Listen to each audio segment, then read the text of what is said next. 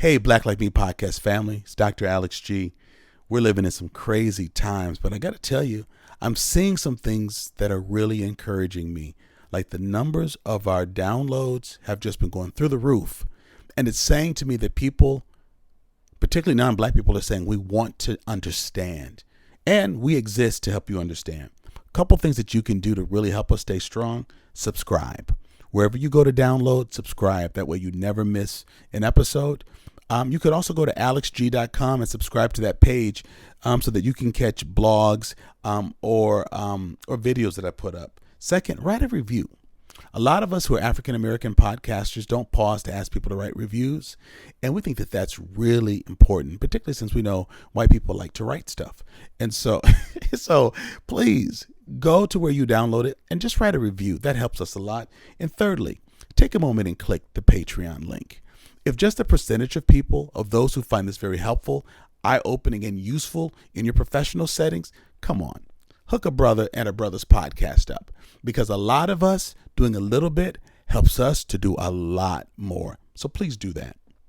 We typically do not drop old materials because we don't have to. We have like so many new interviews that we have not dropped yet. But we are reaching back in our vault, so to speak, and dropping special episodes. So this one is a conversation with Christy Clark-Pujara, Professor Christy Clark-Pujara, who is an associate professor at the University of Wisconsin-Madison, Department of African American History program studies. She is one of our faculty members in our Nehemiah's and Justified Anger U.S. Black History course, and she is phenomenal. And here she and I are talking about the importance of understanding Black history. Some people think, well, that happened 150 years ago. It has no relevance on today. Maybe not, but the systems built in it and around slavery have a lot of relevance to do with today. So listen, I want you to listen to it. You might have to listen to this one twice. Share it with someone you know. Post it, repost it, write your reflections about it. But don't just keep it to yourself. Share this information, because the more people we have in the know, the better we can do. Take a listen, and thank you so much for being a part of Black Like Me. Hey, good people. Grits or cream of wheat? Who the hell is racist? Does anyone ever ask if they touch your hair? Black Like Me. You're listening to Black Like Me with Dr. Alex G., a podcast that invites you to experience the world through the perspective of one Black man, one conversation, one story, or even one rant at a time. Here's Dr. G. Black Like Me. Hey, good people. I want to welcome you back to another exciting episode of Black Like Me with Dr. Alex G. Each time I come to you, I try to bring a riveting story, some interesting insights, and some incredibly talented guests. And you will not be disappointed today. Today, my guest is Dr. Christy Clark-Pujara. She's Associate Professor of History in the Department of African American Studies at the University of Wisconsin-Madison. As we get into the show, I'll tell you a little bit more about how we met. But just a really gifted scholar, did her bachelor's at the University of St. Thomas and St. Paul, her MA at the University of Iowa, and her PhD also at the University at Iowa. Her research is really focused on Black people in French and British North America in the 17th, 18th, and 19th centuries. I find this really interesting. She is particularly interested in retrieving the hidden and unexplored histories of African Americans in areas that historians have not sufficiently examined, particularly small cities in the North and in the Midwest. And I know as a Northerner, as a Midwesterner, we think, clutch the pearls. We didn't have slaves up North. Yes, we did. And this scholar is the one who forced me to reckon with that as I listened to her lecture. And she makes a point of saying that even when there are small pools of African-American people, of Black people, there's still a great impact, on society. We need to study those things. Her first book is called Dark Work: The Business of Slavery in Rhode Island. And we're going to get into that. We'll be talking about that. And her current book project, and we'll ask her, this might even be out, From Slavery to Suffrage: Black on the Wisconsin Frontier, 1740 to 1866. And it examines the practice of race-based slavery, Black settlement, and debates over abolition and Black rights, and how it was shaped by Black race relations in the Midwest. And so if you are a history geek like I am, you're going to love this talk. You're going to love this discussion. You're going to love this guest. Dr. Clark-Pujara, thank you so much for being on Black Like Me. Thank you, Reverend G, for having me. Oh, I've been looking forward to this for a long, long time. Hey, before we get into all the serious stuff about the accolades, I always have a segment that's called Black Icebreakers. And so when I have guests in, I always like to ask them just questions about the Black experience. And so just a couple of things. I always start off with this one. While you're growing up, grits or cream of wheat? What was your hot cereal? Grits. Grits. Okay. All right. Tell me about your way. Tell me about your grits experience. Was it butter and sugar? No, butter and salt. Butter and sugar is sacrilege. Them fighting words. Now, and both your parents ate it that way too, because I know something like Jack and I split between, and we fight over Lexi and how she should eat them. So both of your parents ate grits with salt and butter. We were grits and salt in our household, and I was probably most influenced by my dad, who was from rural Mississippi, and grits were supposed to be cooked slow. With lots of butter and only salt. And only salt. I love it. Now, did you have grits just for breakfast? Because I know sometimes in the South, people have it with grits or fish for like meal or. We had grits primarily for breakfast. Same here. He often would cook them with salmon croquettes, so we'd have grits and salmon. So that seafood grit thing it goes back a while. Now, remind me what city you grew up in.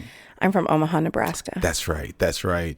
Okay, so let me see. A couple other questions. Did you live near relatives? What I want to know is, did you have play cousins growing up? Yes, I had play cousins, play aunts. Really? And how long did it take you to find out that they really were not blood relatives? Or does it even matter now? I was well into my teens. Really? Before I realized that some people weren't my blood relatives.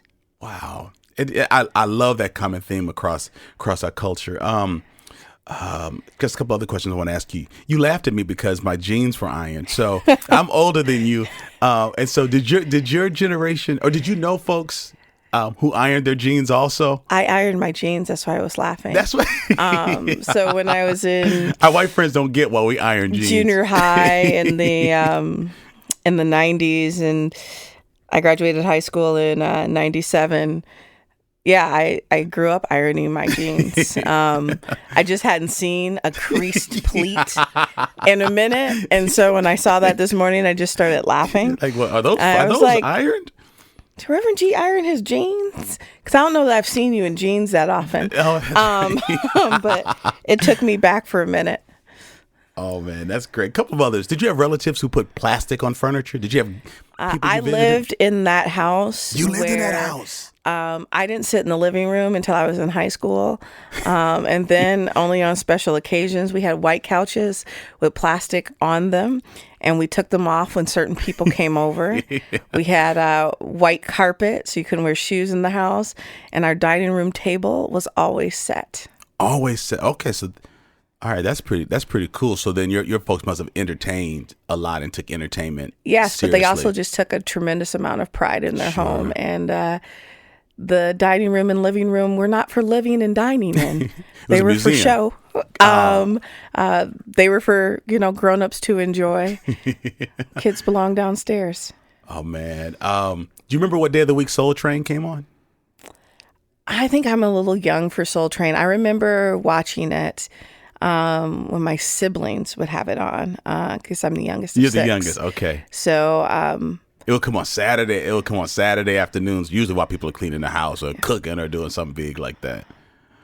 Oh, man. No, and we probably had to sneak it because, that was worldly music. Oh, that's right. So that's right. In certain homes, we couldn't listen to the devil's music. We couldn't listen to that worldly music.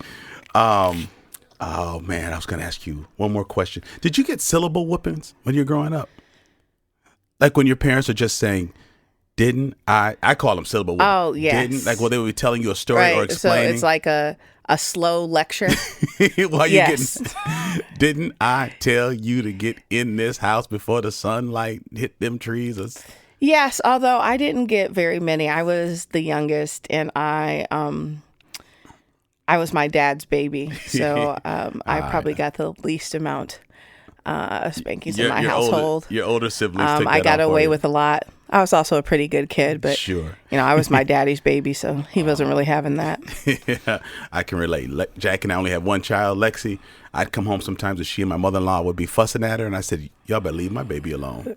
Come on, Lexi, let's go outside. Come on, let's go ride the bike.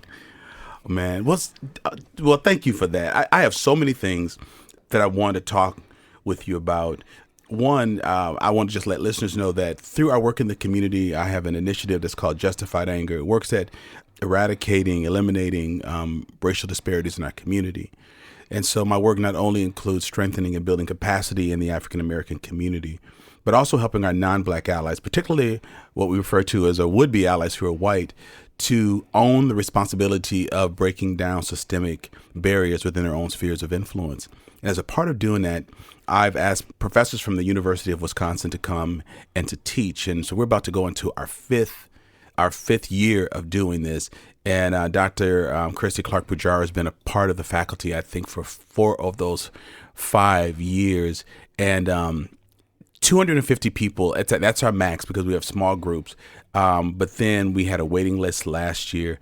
And so that's how we met. So Christy, when we first connected, did you believe that 250 white folks were showing up in February, March, and April to learn U.S. history with a view on Black history for 9 weeks straight? No, and especially not on a Monday night. I thought it was a bit of wishful thinking, but I was proven wrong. And I have to just say that the faculty are incredible, but particularly you're a hit because you bring a lot of the history home and you help. We live in Madison, so it's a very intellectual town, and we have thoughts about where slavery stopped. And so you just bring a whole lot of information to people that's very relevant, but it's a part of our mobilization strategy. And so that's how we really met and how we have connected. And each time you lecture, and you know this, my undergraduate degree is in African American history from Wisconsin, but every time you lecture, I learn something new, and my inner history geek is awakened because I couldn't contextualize what I learned about history when I was a kid. But as an adult, I was able to connect the dots. I wish I could go back and learn it all over again. But there's so much about history that I just love, and it's so relevant today that sometimes history is almost a misnomer because it's so present. So I'd like to ask you, why history? I mean, as academicians, you've got that ability to study and think and process. So you could be in a number of disciplines. But history, what about history captured your heart as a young person? I came to history in not a traditional route. In high school, I didn't particularly enjoy history. I knew I wanted to go to college, so I spent a lot of time studying, and I did well in history, but I didn't enjoy it. It was a lot of memorization, names and dates, and it just wasn't that exciting for me. And when I got to college, I was actually a pre-med major. Mm-hmm. I was a first-gen college student, first generation. Sure. And I had good grades. I had good test scores, and so everybody told me to be a doctor, and I said, okay. And so I went pre-med. And I knew that I had some pretty difficult science classes coming up, and my academic advisor told me to get all of my gen eds out of the way so I could focus. Mm-hmm. And so that's what I did. And one of those gen eds was history. So I was like, I'm just going to get this out of the way freshman year, be done with it. Raise that GPA. Yeah. And so I went into my first history class, and it wasn't names and dates and facts and figures. It was how and why did this happen, and why does that matter now? Mm-hmm. And I was fascinated. My history professor drew a square on the board, well, a rectangle actually. And on one side he wrote name, date, place, event. So on all 4 sides. And he said, but that doesn't tell us anything about the picture. And it changed how I thought about history and what history meant. For me, that class was transformative because history was about the present. It wasn't about the past. It wasn't trivia. It wasn't, can you memorize the presidents? It wasn't, can you name the succession of English kings? It was about how and why our neighborhoods, communities, and nation look and feel the way they do. And I found that incredibly fascinating. Hey everybody, this is Tyler, the podcast manager of Black Like Me. Just wanted to jump on and share 2 quick things about Black Like Me. Number 1, Patreon. Patreon is an opportunity for you, if you like our show at all, if you enjoy it, if you want us to keep creating this content, to be able to support us financially and to help us do that. For as little as $2 a month, you can join our team. We also have some other higher tiers with some more benefits if you join. So please go to patreon.com/blacklikeme to hear more. Number 2 is that if you are interested in having Dr. G speak, if you're interested in him doing some consulting for you, your organization, anything like that, you can go to alexg.com/contact and you can fill out a form to be able to see how you might be able to bring Dr. G to your business or your community. All right, back to the show. You know, it makes me want to ask you, how long have you been at Wisconsin? I came on fellowship in 2009. So when I applied, I wasn't quite done with my dissertation. And I thought it was a test year. And I ended up getting 2 job offers, and I just freaked out. Because you couldn't accept them both in the interview because you were taught against that. Yes. And so I called Leslie, and we talked about, what place would serve me the best. And UW-Madison was my dream job. And when I got the call, I thought my friends were pranking me because I have those kind of friends. And I was like, you guys are so terrible. It's so mean to do that. But then I recognized his voice and I was like, this is real. Wow. And I decided to come to UW-Madison, but I wasn't done. And so what they did was offer me the position on a contingency that I would come in on a fellowship, the Anna Julia Cooper Fellowship, which my advisor told me to ask for. I didn't know that kind of thing happened. That I would come in on a fellowship and the tenure track position would be contingent on my finishing. That I needed to finish by December. I needed to graduate. I needed to have the degree in hand. And I finished. I also got married that year. So it was it was a hectic year. Oh my gosh. And I'll never forget when I got the job offer and Jessel was like, I know this is where you want to be. And Jessel's my husband and he had a very good job in Iowa at the time. He was moving up the ranks and he said, let's go, right? Let's just look for apartments. I'll figure it out. So I've had a lot of encouragement, a lot of help. Incredible support. And when I called my parents, just backtracking a bit in college and told them that I wasn't going to go to medical school, but I was going to go to graduate school, my father said, what is that? And I explained it to them. And they said, we trust you. We support you. Right? Wow. And it wasn't any, well, this was the plan. Doctors make a lot of money. It was, we support you. We trust you. And Follow your heart. I have had an incredible amount of support in my life. That's amazing. I love that backstory. I have not heard it put together like that. That's amazing. You know, when you were lecturing, you say there are many things that you say that are memorable, but 2 quotes in particular have stood out with me. One is when you tell a room full of predominantly white allies, hundreds of white folks who have come to want to be educated about U.S. history and look through the lens of the Black historic experience. You said, I love the Constitution. I've read it. I love it, which is why I can critique America. Folks think that any critique of a system is a sign of disrespect or disregard. And the first time you said that shook me because people couldn't argue with that. And so that was a powerful statement. Do you say that in your classroom with students as well? I begin every class with a quote from Frederick Douglass, and it's his quote about patriotism. And he basically says that I critique America because I love it. Wow. Right. And I remember when I first read Douglass, he explained the way I felt, but hadn't been able to say. Mm-hmm. Right. Whenever I teach the Constitution, my students laugh at me because I start to sweat.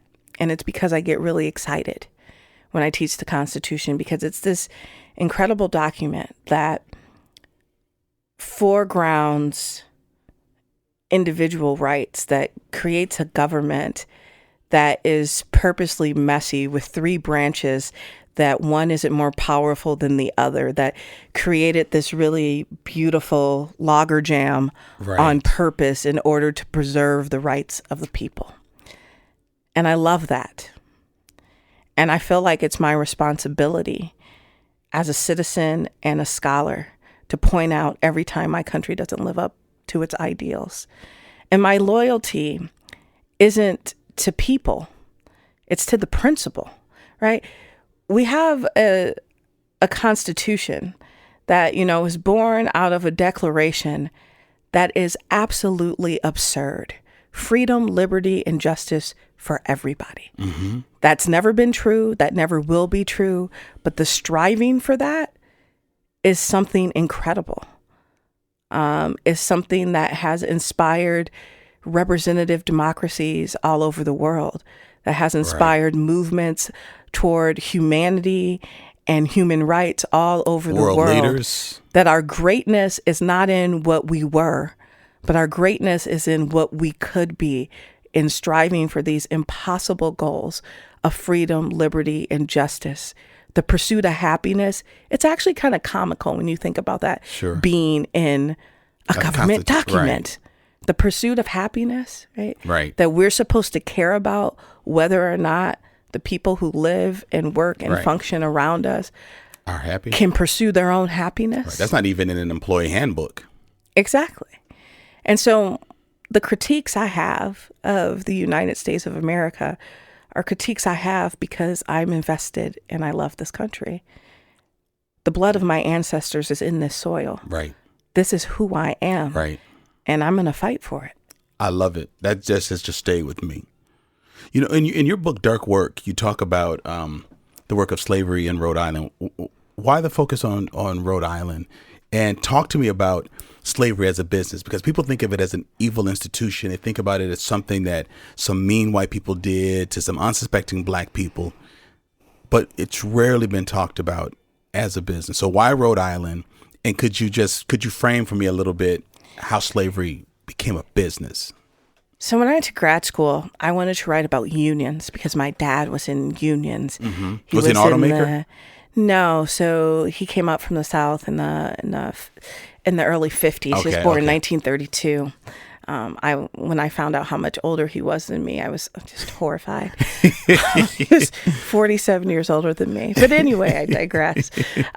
He came to work in the packing houses. Okay, sure. So he was in the UPWA. Right. He helped organize a union for the garbage workers in Omaha. When I was growing up, he was a Teamster working for PIE. Mm-hmm. And then he was a janitor for the Omaha Public Schools. All right. So we were working class, but we always had incredible stability because my dad had a union job. My mom was an LPN. She was the first in her family to go beyond high school. Wow. And I was enamored of unions. I understood that the stability in my life. I lived in one house my entire life. My parents owned it. We always had cars. I never worried about the necessities. My dad bought me the ridiculous Super Soakers and Jabot jeans I wanted. Jabot jeans. I haven't heard that in a while. I understood that life, the fact that I had straight teeth and good health was because of unions. Mm-hmm. And so I went to study unions. But the PhD program at Iowa forces you to be broad, right? Which is a good thing. And so I was taking classes on slavery. And I didn't want to take classes on slavery because I hate it when they talked about slavery in school, because it was like, why did black people let this happen? Right. And I took it with Leslie Schwam. Wow. And it was different, right? We started talking about what enslaved people did for themselves and how the institution was a part of a larger global shift. And global shift. Yeah. And it changed it for me. It started to make sense of how and why this could happen. And we read a book called Disowning Slavery by Joanne Pope Mellish. And it was about how Northerners intentionally forgot their slaveholding past. And I was like, New Englanders in particular, I was like, slavery in the North. What is she talking about? Right. Right. And so, We're of course, different. for my research paper for that class, I did Northern slavery and realized there's a body of work about slavery in the North that historians in the 1940s, like Lorenzo Green, were writing about slavery in the North. And McManus was writing Black Bondage in the 1970s. And I was like, I understood slavery to be a Southern institution. So I got really interested in slavery. I left my MA. I had finished it on packing houses. I was looking at race and gender in packing houses. And I said, I'm going to write a dissertation on Northern slavery. So I started reading everything I could about Northern slavery. And two things stood out to me about teeny tiny Rhode Island, right? Rhode Island is 30 by 40 miles. Dane County is bigger than Rhode Island. Two facts stood out to me. One was that Rhode Islanders dominated the North American trade in slaves. Like more than 80% of all the slave ships that left North America left from a port in Rhode Island. Really? I was like, what is going on there? And then I was looking at charts of slave populations in Ira Berlin's Generations of Captivity. And I'm like, why was 10% of the population of Rhode Island enslaved by 1750? I bet that has something to do with their domination of the North American trade in slaves. And so I got really interested in Rhode Island, and I started looking for the book on slavery in Rhode Island. And I couldn't find it. And as a graduate student, as a historian, you get really excited. Oh, exactly. When you can't find something, right? So it was talked about here or there, but there wasn't a chronological, cohesive, comprehensive study of slavery, emancipation, and Black freedom in Rhode Island. And so that became my dissertation. And I contacted Joanne Pope Mellish. She was a bit of a sensation at the time. Disowning slavery was a big deal. And I was really naive, and I just sent her this email with another graduate student, and we asked her to be on a panel, to be at the chair of our panel. And we sent these really mediocre papers in. And instead of, ripping us apart, she lifted us up and told us how to craft better questions. She let me stay in her house. She lives in Rhode Island. She taught at the University of Kentucky, but she lives in Rhode Island. And when she found out I was doing research there, it was like my second research trip. And she was like, don't pay for a place to stay. Just come and stay in my house and spend your money on research, which was amazing for me, because the biggest cost I had in spending my summer there was housing. Trying to find somewhere to live in Providence that's furnished, that has a kitchen so I can cook, so I don't have to eat out all the time. And at the same time, I'm spending 50 cents a page for a copy at the Rhode Island Historical Society, right? And I'm trying to copy thousands of pages, right? And so she says, don't waste your money on a place to stay. I have a room in my house. You can just stay there and rent a car with that money and then go to all of the small historical societies. So again, I've been a recipient of great assistance and guidance. Yeah. And so I did that. And that was the dissertation. And that dissertation became Dark Work. So when I got here, I knew that I had to expand the time period. I had to expand the depth and the breadth. And so that meant going back to Rhode Island for substantial periods of time.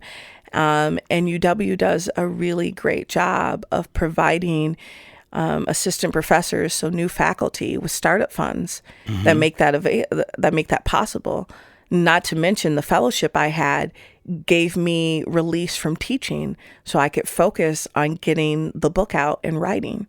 That's amazing. So again, a recipient of great resources. So I wrote Dark Work, and Dark Work looks at how the business of slavery shaped the experience of slavery, the process of emancipation, and the realities of Black freedom.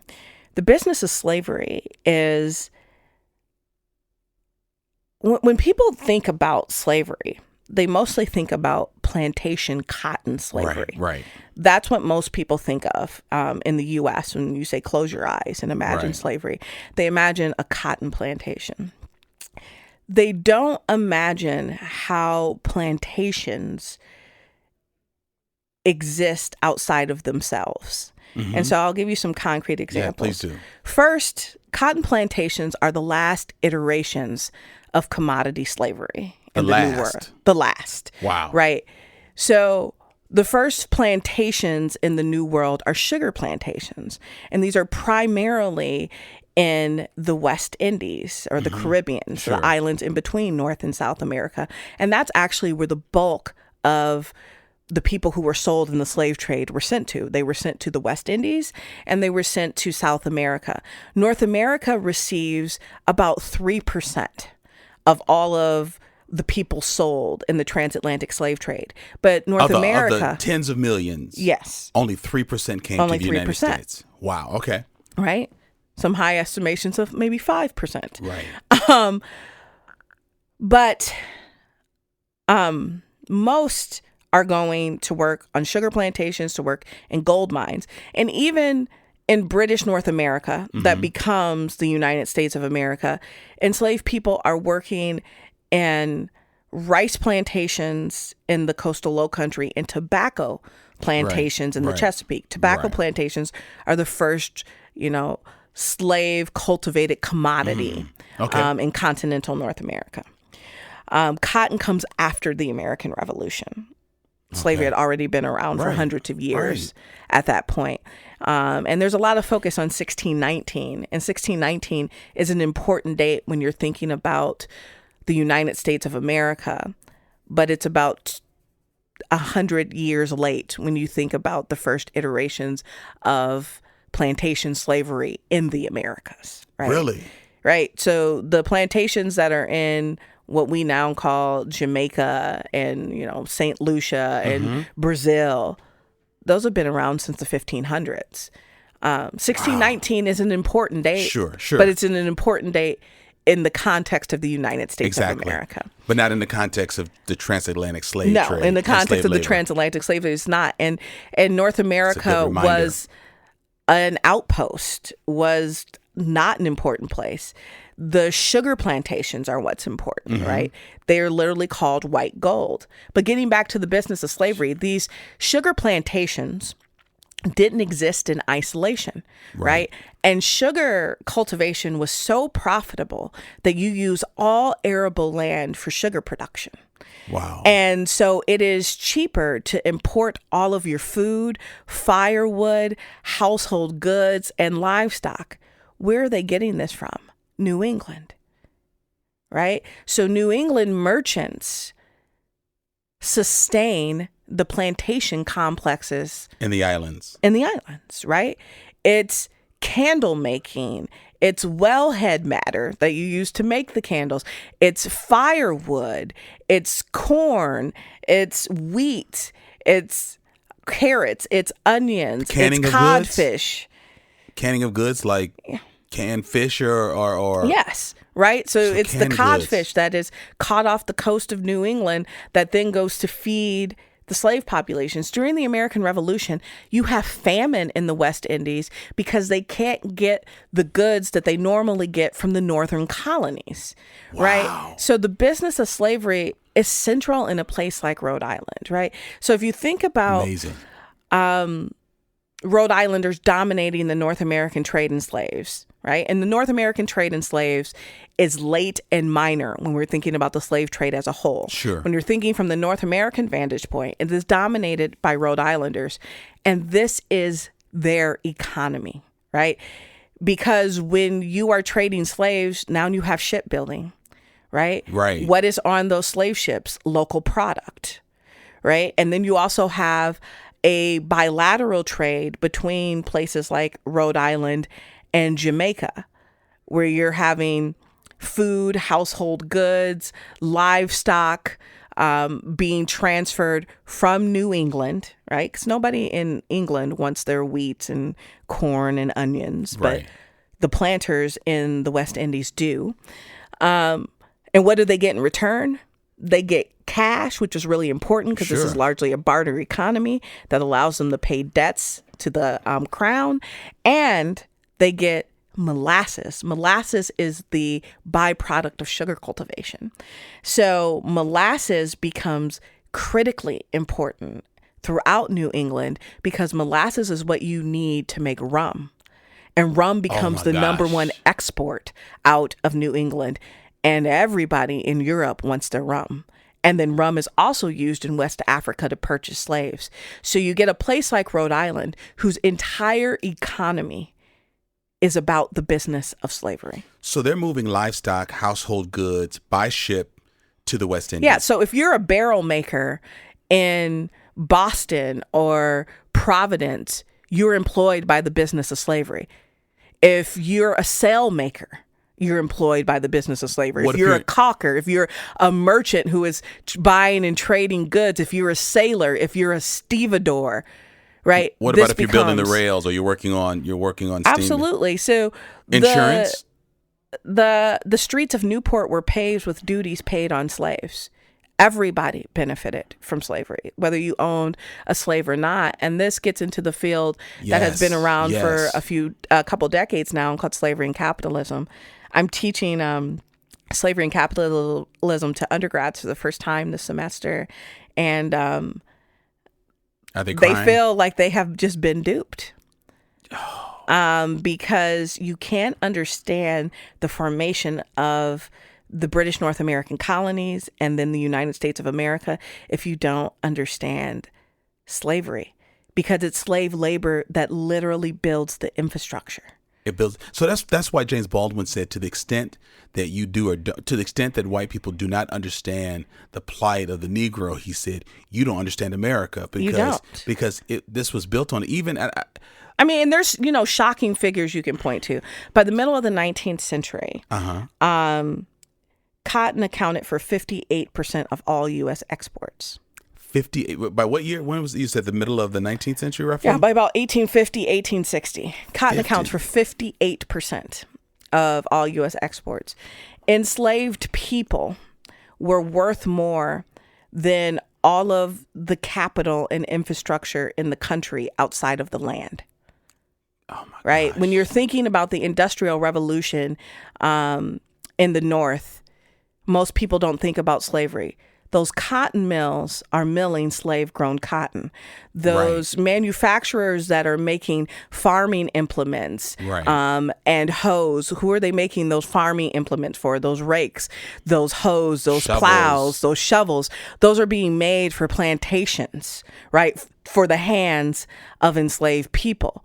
The cotton brokers that are running New York City and its banks and its insurance. Well, what are they insuring? They're insuring cotton plantations. They're insuring people. They're lending credit for the expansion of the cotton kingdom. The number one commodity on the stock market is cotton. Before it's the New York Stock Exchange, it's the Cotton Exchange. Wait, Wall Street. It was called the Cotton Exchange. The Cotton Exchange, because that's what's the most important commodity is. Wall Street is built on a wall in which enslaved people were auctioned, right? It is in the very fabric and infrastructure of our country. When historians and economists talk about slavery building America, it is not hyperbole. It's just a statement of fact. And it's an uncomfortable fact for many people. But it's the banks in the North that finance, right, the expansion of the Cotton Kingdom, right? And the Cotton Kingdom is the most important thing. If you think about those longshoremen and stevedores that are working in the port cities in the North, well, what are they loading and unloading? Cotton. 2/3 of the world's cotton in production in Europe was grown in the southern United States. And wealth doesn't go away. So this wealth that was accumulated is handed down generation to generation. It compounds. And when you have a flood of, and I don't mean that in any kind of pejorative way, a flood of European immigrants coming into the United States in the 19th century, they're coming to a place that has been enriched by slavery. Exactly. That's why they're coming. They're coming to get a job that is indirectly supported by slave labor. Wage labor is directly connected to slave labor. They're not milling cotton grown by free people. They're milling cotton that is being grown by people who are being almost worked to death. And so their American dream was linked to the hard, unpaid efforts of our ancestors. Absolutely. It's why we build the railroads. It's why the government cares about steam engines. You got to get those commodities out of the South and out of the country. It's about business. Wow, that is fascinating. And no matter how many times I hear you lecture about this, it makes me ask a number of things. Why I wasn't taught this as a kid. Anyway, I won't get into all of that. But this is so fascinating. And so your scholarship is also looking at the untold stories of blacks who gathered in small pockets in places like the North. And so you've been doing research about slaves in the Midwest. Were there slaves in Wisconsin? Yes. Now, I remember when you dropped that bit of knowledge on a room of Wisconsinites, people gasped when you explained to a room full of Wisconsinites how our state constitution was really supposed to be ratified. I think you said in 1846, and it wasn't until I might be off for a year, but 1848. See, I was listening in those lectures because white women held it up because the original Wisconsin Constitution gave freed black men the right to vote. So it was three things that really kind of torpedoed the 1846 Constitution. For Wisconsin. For Wisconsin. So one is that there was this referendum tacked on to the back of it, and I actually show the document when I talk about it, that said there had to be a vote about black male suffrage, right? Not that there would be black male suffrage, but there had to be a vote about black male suffrage. There's also a fight over, paper money or real money, which was a real concern then.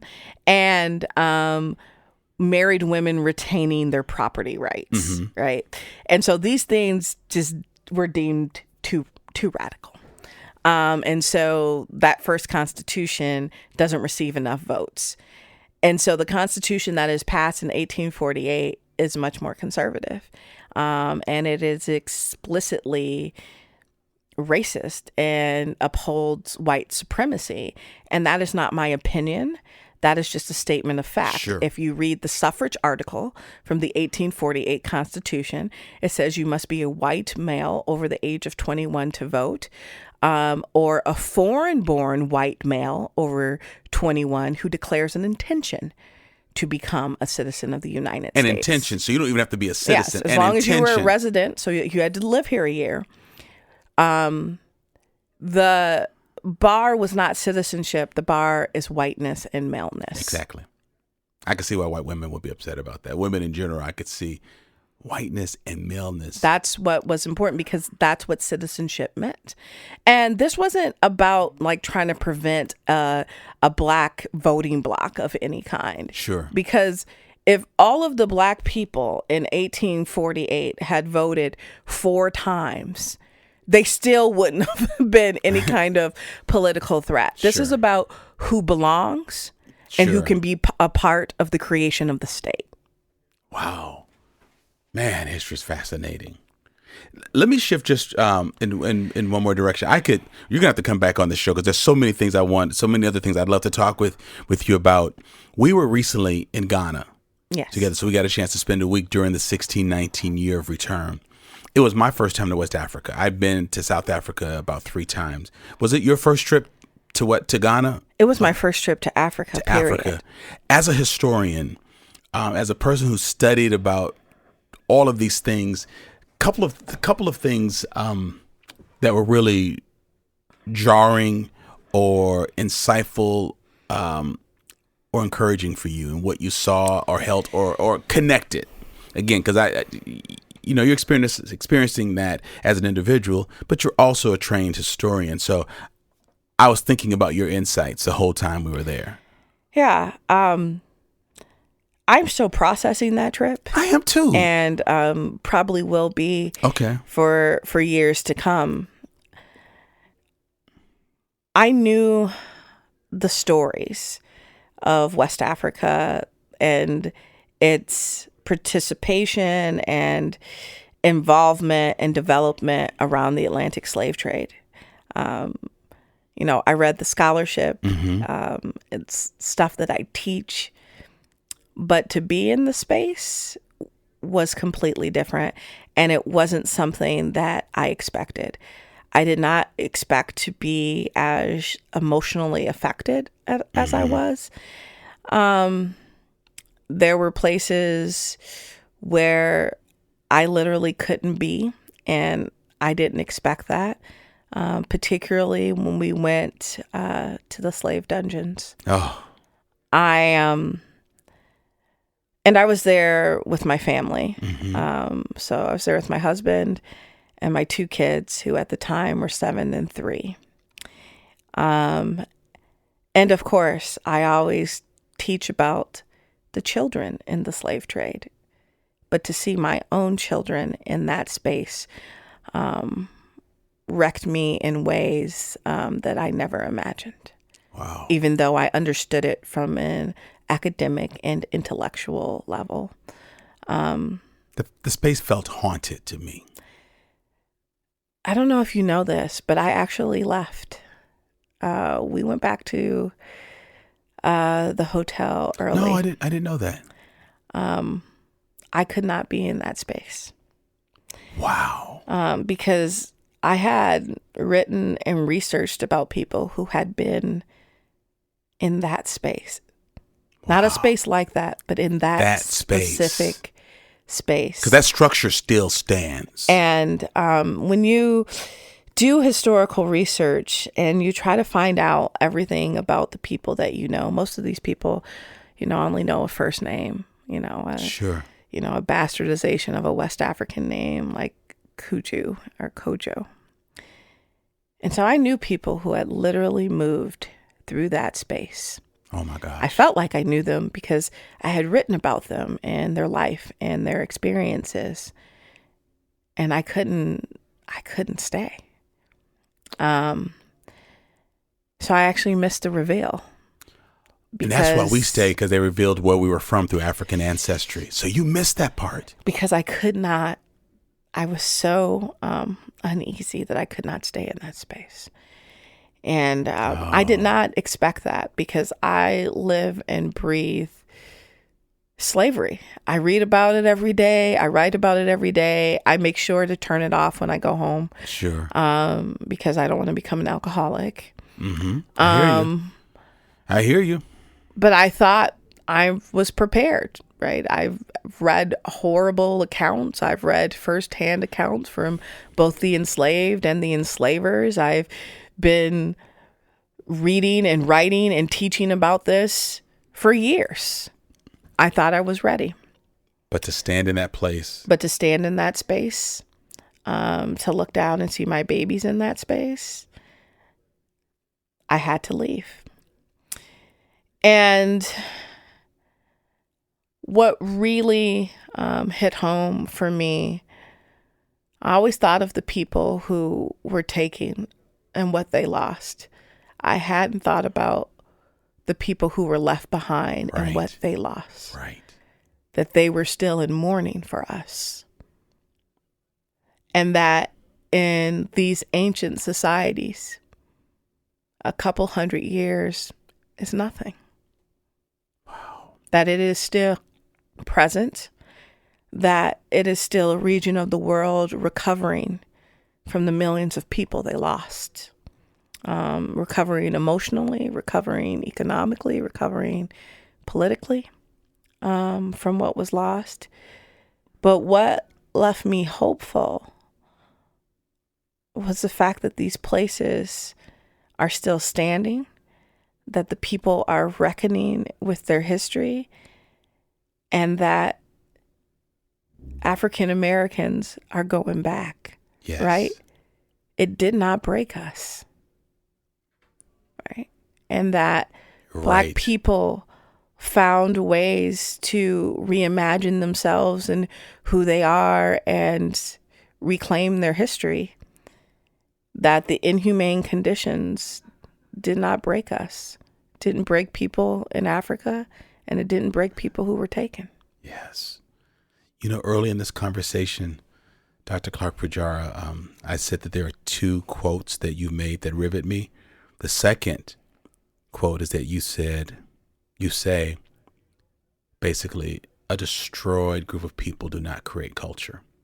And the fact that black people in America created culture around food, families, like one of the standard questions I ask black people on my show is, tell me about did you have play cousins? That's a part of how we made do with what we had. And so I want you to realize I was thinking that when we were there, that I thought about the resilience. You probably left the slave dungeon, because this is right before the reveal. And you know my background as a pastor. And there's a sense that anything that happens in the spiritual space in Africa was paganistic and bad. And there was a ceremony inside. I don't know if you stayed for that, but there's a ceremony inside the men's side. And they talked to us about all the horrible stuff that I've talked about on this show, the bodies that were there. But they said to us, as black Americans, you are the descendants of the strongest of the strong. I'd never heard that. So I think between people saying welcome home when we get off the plane and being in this dungeon, in the bowels of this dungeon where our ancestors were held, not knowing if they'd see their wives, because I was on the men's side, their wives, their children again, because I was there with my family. And I was thinking about some of the same things with my daughter, the rape, the brutality, the separation. But they took this paste. It almost looked like paper mache. And they wiped it on my left arm. And they said, this is a sign of victory. It was very reminiscent of a Eucharist, of coming to the table, but it was one of the holiest moments. When they said, this is a sign of victory, and they wiped it on my arm, I felt victorious. It wasn't just religious rote. It wasn't just going through the motions. When they conferred that upon me, it changed me. By telling me you're the strongest of the strong, it gave me something to balance the thoughts, the images of people being marched up to 300 miles, all the things that we saw and heard. I won't rehearse all those things, but standing in that space that felt haunted to me, but to remind me that I was victorious, made me leave West Africa with the sense of resilience that I will identify, pursue, cultivate, call out in others. My history has taught me a lot about black people, but the people who taught it either didn't have the authority or didn't take the opportunity to be authoritative to confer upon me a sense of victory, resilience, as being an overcomer. And it was hard to hear in that presence, but I think we needed something that strong and that memorable to help us just to not lose it. And then later that evening, you may remember this, there was a hotel snafu. Mm-hmm. So our families had always been in the same place, different rooms, but the same place. They had us mixed up. They had us in different hotels. Other people were having some mixture. After being in that space where families were separated, that was just a bad night. Yep. To separate families, because it took you there. For that moment in that space, we flew for 10 hours to get to West Africa, but in a matter of moments, that space transported us to something. And I just kept thinking where's my family? Why is my daughter why is she in another hotel? Listen, we're going to have breakfast in the morning. We're going to leave the next day. And my daughter's grown. She's in grad school. I needed her to be in the same space we were so we could go out, have a glass of wine, process what had happened with my wife and with my sister. But just telling us, oh, we made a mistake, we're in different hotels, that was just a bad night to mix us up. Yeah, I mean, I left West Africa not ready to go. Mm-hmm. Mm-hmm. I thought I was, but I wasn't. And I didn't know I needed this trip. Oh. Right? Yes. I didn't know how tired I was. I love what I do. But it is... it's emotionally wearing. Yes. It's emotionally wearing to write about the worst of humanity, but it's also really rewarding to write about the best of humanity, in that people never lost theirs. And I needed a reminder of that, and not one that was in the pages of a book. I needed a living, breathing reminder of that. And I needed this trip. I needed to be on a plane where everybody was Black. I needed to be in spaces where people understood what it's like to, I mean, because let's be honest, this trip was full of professionals who can afford it. Right. And people who were, giving grants and opportunities, myself included. Sure, myself included. Who understand what it means to, quote unquote, make it in white America. Right. And it takes a toll emotionally. And I didn't know how much I needed that trip. I didn't know how much I needed uninterrupted, continuous family time. Yes. We haven't had that, right? Mm-hmm. Where it's just us. And I mean, my husband, my daughters, Priya and Dia, we were together all the time. Yes. On planes, on buses, in lots of time on rooms, buses. every meal. And we gelled as a family in a way that we haven't, because we're busy and there's ballet appointments and, there's, tutoring sessions to get to and late nights at work. And I need to do this and I need to go out of town for this. We were just together for 11 days. Wow. It was just us.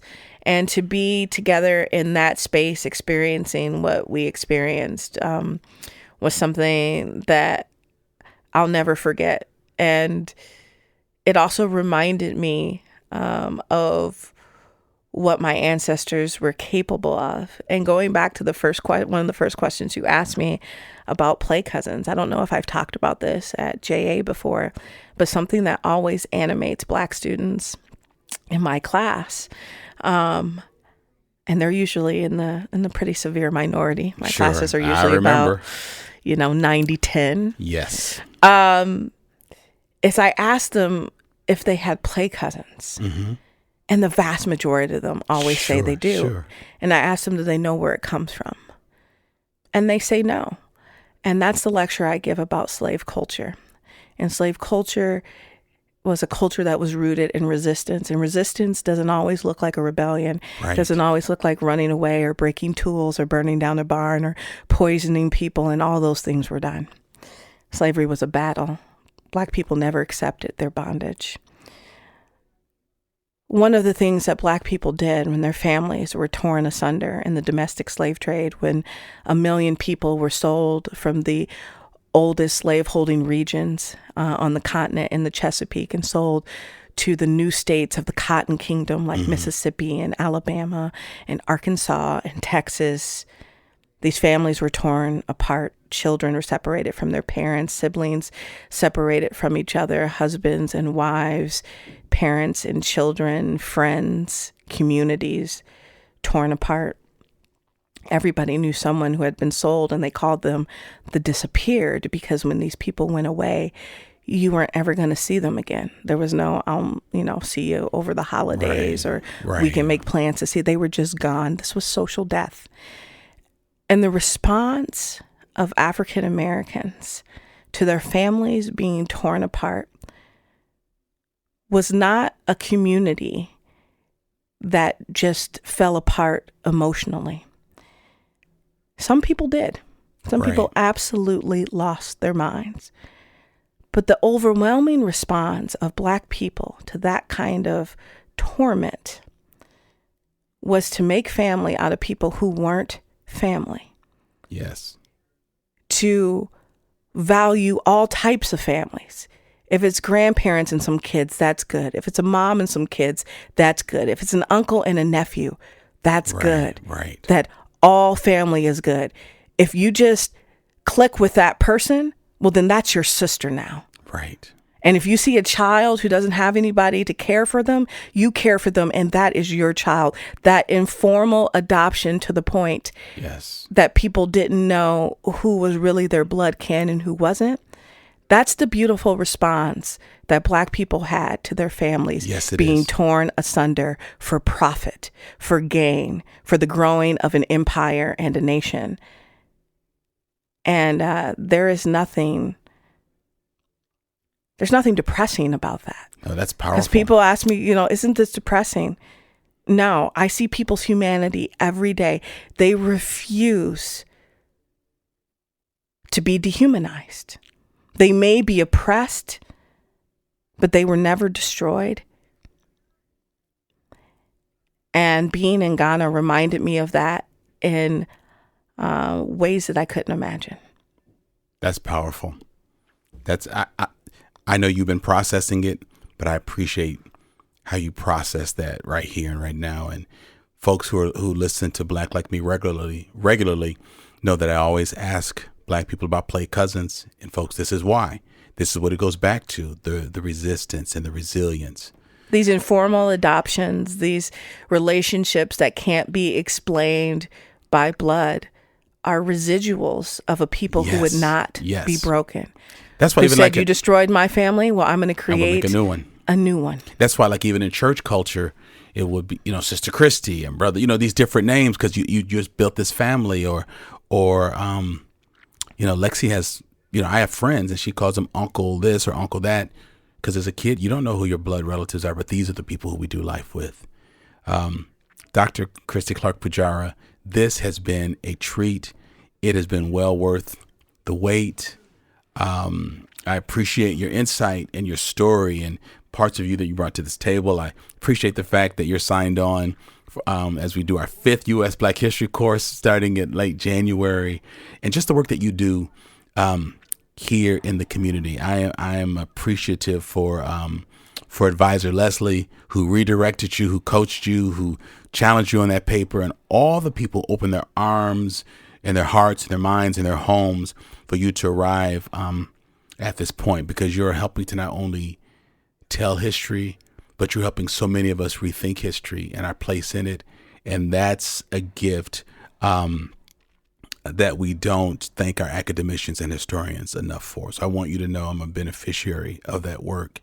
And my work is a beneficiary of that work. So I want to really, that's incredible really coming from you. And I really appreciate it. When you first asked to meet with me and told me about this, I was like, this is a really good idea in theory. And I thought that, there are so many people who want to know how we heal race relations, how we move forward, how we repair. And I was like, this is actually a really good way to go about it. People need to be educated. That's my vision. For how we came here. And I thought that was ingenious. And I thought, well, it's just too bad that it's not going to work. Now, 900 people later, 900 people later. And I was so proven wrong. And I say this at JA, but I mean it. JA is a balm for my soul. Like, wow. when I think, you listen to the news, you read the papers, and I limit it. I listen on the way to work and back. I read over lunch, but then when I come home, it's like Netflix and romance novels because I just can't. And I, play Legos with my kids and that kind of thing. But then I come on these Monday nights and I see a church full of people who have left work, who have taken time away from their social lives and their families to come and do this, to come and learn this. 2 hours a week for 9 weeks. For 2 hours. And this isn't easy stuff, right? I don't pull any punches. No, you don't. It's not comfortable. And they come and they stay. And it reminds me what humans are capable of. Yes. Right. And I tell my students all the time, the fact that we're sitting in this room of different ages, of different races, talking about what we're talking about is a testament to how the American dream can work. Wow. Right? That I can be a first gen college student, grad student, that I'm teaching books about slavery and capitalism, and this class filled and had a waiting list. And there's white students and black students and Asian students and Hispanic students. And we're sitting in a circle looking at each other, talking about things that most people don't ever want to talk about. So true. It works. It's possible. It works. And folks who go through the class are mobilized to take action in their spheres of influence. And so it's just wonderful. So, I've never been gladder to be wrong. I'm so glad. You brought a friend from Minnesota once who said she wanted to see, no, people aren't going to come here to hear you lecture. And I encourage you to bring a box of books. They flew like hotcakes, like the whole box. You have to write down orders. Is so good for my soul. So you all, my guest has been Dr. Christy Clark-Pujara. and assistant professor at the University of Wisconsin-Madison. We are so lucky that she is here. We are glad that she finished that dissertation, got that degree, got this position, got her tenure, and she is rocking it. So Google her, find stuff that she's doing. She's got YouTube videos, and I'll be talking more with her and about her in just a few months when we kick off the JA history class. And so, you all, this has been another great and exciting episode of Black Like Me with Dr. Alex G. Thank you for all your support. And listen, repost this, tweet this out, share this with your friends. You know people who have gotten history wrong. They need better insight. And don't just share this with Black people. Like, did you know your history? Share it with your white people. Talk to your people. Share this information, because this is not Black history. This is American history, and we all need to understand it. So listen, learn, become transformed, and share this information with others. All right? Have a great day, and thank you for being a part of the Black Like Me podcast family. I want to thank Corey Saffold for creating the music for this podcast, my podcast manager, Tyler Nyland, engineer and editor, Eli Steenlich, my editor, Jeremy Holliday, and a special thank you to WORT Studios, where we record Black Like Me. Ooh, Black Like Me. Thank you for listening to today's podcast. You can find out more about Dr. Alex G's amazing work at www.alexg.com. Black Like Me is sponsored by the generosity of the Human Family Unity Foundation.